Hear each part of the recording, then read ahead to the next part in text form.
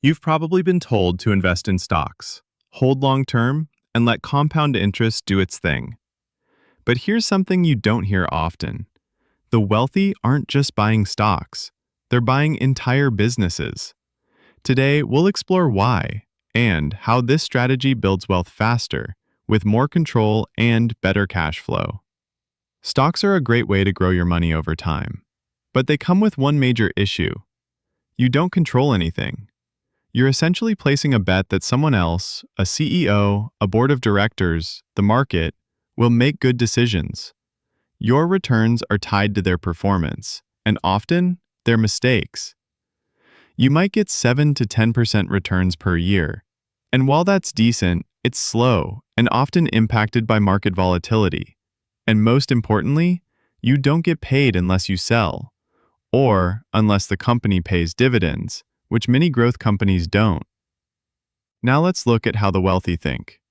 Instead of buying small pieces of public companies, they often buy entire businesses, sometimes boring ones: car washes, storage units, vending machine routes, coffee shops, HVAC companies. These aren't glamorous, but they have one key advantage: cash flow. When you own a business, you earn money consistently, monthly, weekly, even daily. The profits go to you, not some shareholder report. And unlike stocks, you have control. You can raise prices, improve operations, reduce costs, or expand. You're steering the ship. Let's walk through a real-world example. Suppose you buy a small service business, say a laundromat, for $300,000. You put down 10%, $30,000, and finance the rest. The business generates $100,000 in annual profit.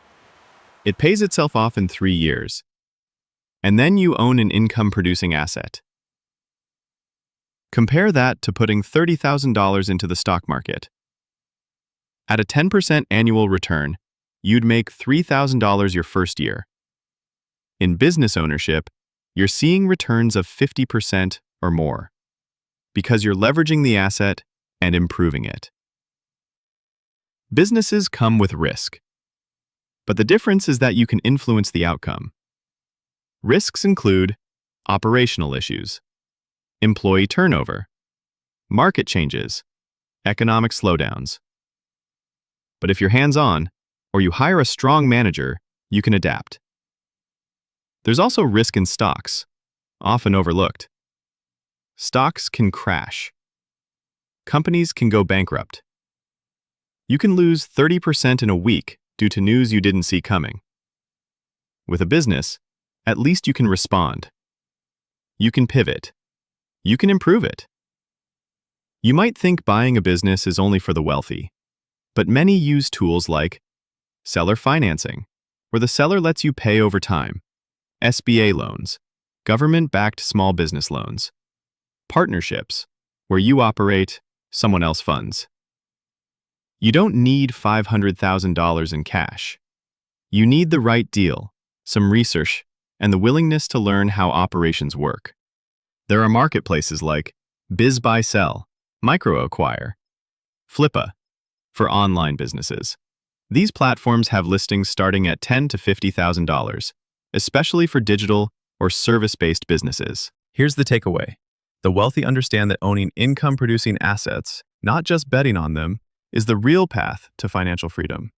Stocks are a great long-term tool, but if you're looking for faster growth, monthly income, and control over your wealth, start thinking about buying a business, even a small one, because at the end of the day, it's better to own the machine than to just watch it run from the sidelines.